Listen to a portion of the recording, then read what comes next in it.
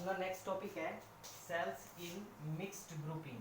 अब mixed grouping का मतलब है कि हमने यहाँ सीरीज में भी ले रखे हैं और पैरेलल में भी ले रखे हैं। देखो हमने सीरीज बना रखी है n नंबर ऑफ सेल्स की। ये क्या है? n नंबर ऑफ सेल्स की सीरीज है, ठीक है।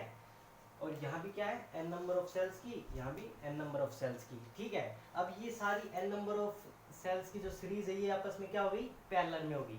तो ये कॉम्बिनेशन बन गया सीरीज एंड पैरेलल का, ठीक है। दोनों केस है इसमें। अब इसमें हमें क्या करना है? इसके करंट निकालना है इसके अराउंड, ठीक है। रेजिस्टेंस के लिए कितना करंट होगा वो निकालना है, ईएमएफ निकालनी है और टोटल रेजिस्टेंस निकालना है, ठीक है। तो यहाँ देखो हम बात करेंगे पहली सीरीज की। तो पहली सीरीज में देखो n नंबर ऑफ क्या है? n नंबर ऑफ सेल्स है। और n नंबर ऑफ सेल्स के केस में हमने पढ़ा है अगर वो सीरीज में होती है तो उनका जो इफेक्टिव ईएमएफ आता है, इफेक्टिव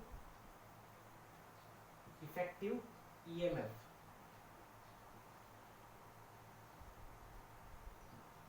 इफेक्टिव ईएमएफ क्या आता है? n इंटू ई, ठीक है। और इफेक्टिव रेजिस्टेंस क्या आता है? तो इफेक्टिव रेजिस्टेंस वो कितना आता है? n into small R in series के केस में, ठीक है। तो अब हम क्या करेंगे? पहले इन सीरीज का निकालेंगे, ठीक है। तो पहले सीरीज का निकालेंगे तो इफेक्टिव ईएमएफ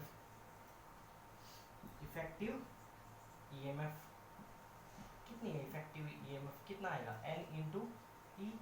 और effective resistance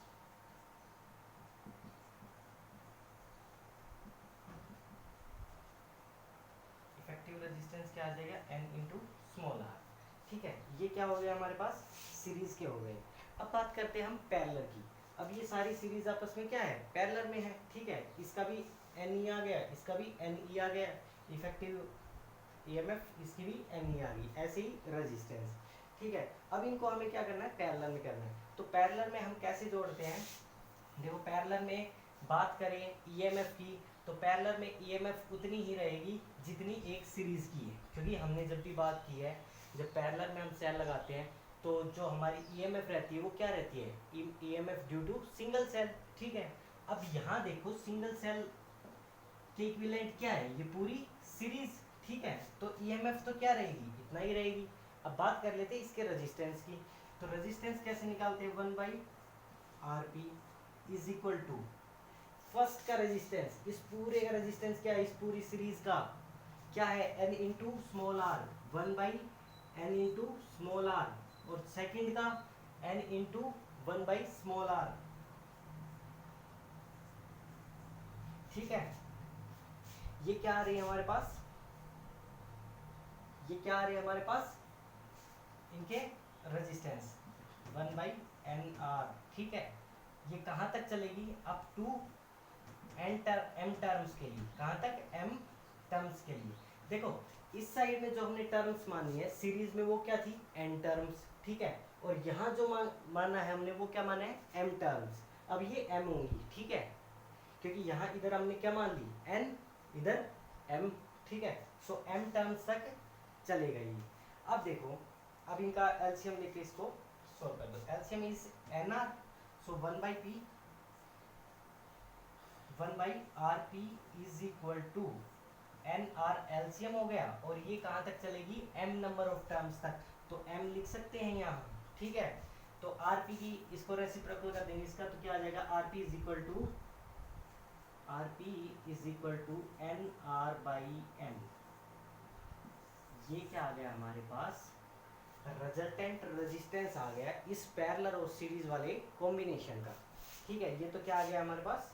resultant resistance, internal resistance है ये ओनली। अब अगर बात करें टोटल की तो ये वाला देखो, अब इस सारे का जो आया ये एक हो गया सारा, ठीक है। अब ये जो है ना ये वाला, ये इसके साथ क्या है? सीरीज में है।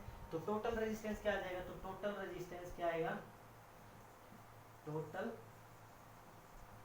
रेजिस्टेंस वो क्या आएगा? सीरीज में है तो डायरेक्ट जोड़ देंगे, R प्लस इसका क्या है पूरे का? m/nr, R प्लस m/nr, ठीक है। ये आ गया ओवरऑल रेजिस्टेंस, ठीक है। अब क्या करना है? करंट निकालना है हमें, वही। तो करंट क्या होगा? I, current I is equal to क्या आएगा, टोटल ईएमएफ। अब देखो टोटल ईएमएफ कितनी होगी, जितनी एक सीरीज की होगी, ठीक है, बाकी तो सब उसी के बराबर होगी। तो इफेक्टिव ईएमएफ वो क्या आएगी, एन इंटू ई, बिकॉज जब हमने पैरेलल का केस पढ़ा था तो इफेक्टिव ईएमएफ कितनी आ रही थी, EMF due to single cell. ऐसे ही इसमें जो इफेक्टिव ईएमएफ होगी वो कितनी आएगी, इफेक्टिव ईएमएफ कितनी आएगी, वो आएगी ईएमएफ ड्यू टू सीरीज। तो इस सीरीज के अराउंड कितनी ईएमएफ है, N into E, N into E by total resistance R, R plus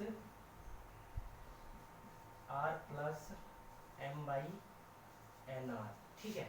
तो यहाँ हम एन आर को एलसीएम लेंगे, ठीक है, इस पर यहाँ मल्टीप्लाई हो जाएगा और ये ऊपर चला जाएगा, ठीक है। तो क्या आ जाएगा यहाँ, एन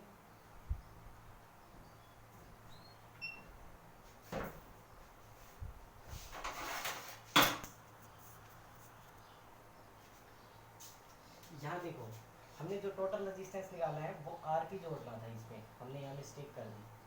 इसको देखो ये क्या था, एन आर बाई एम, ठीक है, ये वाला ना कि ये वाला, ये है था इसका रेजिस्टेंस, ये जोड़ दिया इसमें, ठीक है। तो यहाँ भी क्या आ जाएगा, एन आर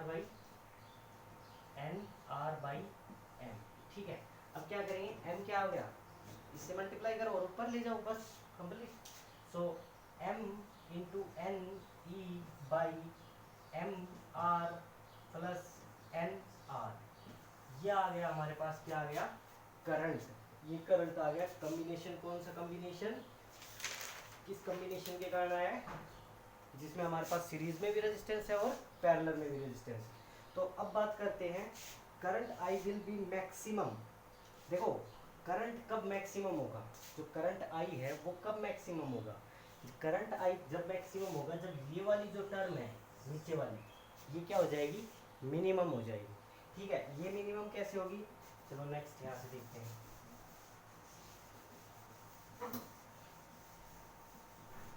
ठीक है, अब देखो हमारे पास कौन सी टर्म नीचे, एम आर, नीचे क्या है, M R plus N R, ये क्या होनी चाहिए, मिनिमम होनी चाहिए, ठीक है। अब इसको मिनिमम कैसे करेंगे, अब देखो ये मिनिमम होनी चाहिए हमारे पास, तो चलो इसको मिनिमम करते हैं, ओके। अब मैं क्या करूं, इनका स्क्वायर रूट ले लेता हूं, देखो प्लस एन आर, मैं इस पे अंडर रूट लगा दूं और इसका स्क्वायर कर दूं, कोई फर्क पड़ेगा नहीं, क्योंकि एक बार अंडर रूट लगाया, एक बार मैंने स्क्वायर कर दिया, क्वांटिटी वही है। अब इस पे अंडर रूट लगाया, फिर इसका स्क्वायर कर दिया मैंने, ठीक है, कोई फर्क नहीं पड़ा इस पे, एज इट इज है ये टर्म, ठीक है। एक बार स्क्वायर रूट लगा, एक बार रूट लगाया और फिर इसका स्क्वायर कर दिया। अब देखो, अब मैं इसमें क्या करता हूँ, एक बार तो मैं minus twice of root M N R into small R, ये लेस कर देता हूँ और एक बार क्या करूँगा, इसमें ऐड कर दूँगा, plus 2 root M N R small R. अब देखो इस क्वांटिटी को देखो, ये तो एज इट इज सेम है और ये हमने एक बार माइनस किया, एक बार प्लस किया इस क्वांटिटी को, तो क्वांटिटी में कोई फर्क नहीं पड़ा, सेम वैसी की वैसी है क्वांटिटी, ठीक है। अब देखो, अब हमारे पास ना एक फॉर्मूला बन गया है, यहाँ क्या फॉर्मूला बना है, a square plus b square minus 2ab, ठीक है, a square plus b square minus 2ab। तो ये हमारे पास क्या बन गया फॉर्मूला, तो इसको हम क्या लिख सकते हैं, भाई a माइनस बी का होल स्क्वायर। देखो इस क्वांटिटी को देखो पूरा, इस वाली को देखो, तो इसको हम क्या लिख सकते हैं, a क्या है इसमें, रूट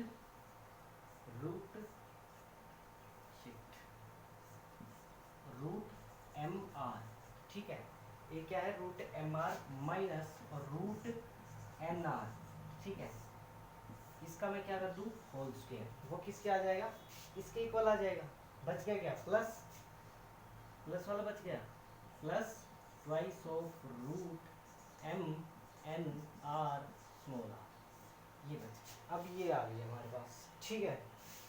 अब क्या करना है, अब ये क्या है अपने पास, मिनिमम, क्या है, मिनिमम, इसको हमें मिनिमम करना था।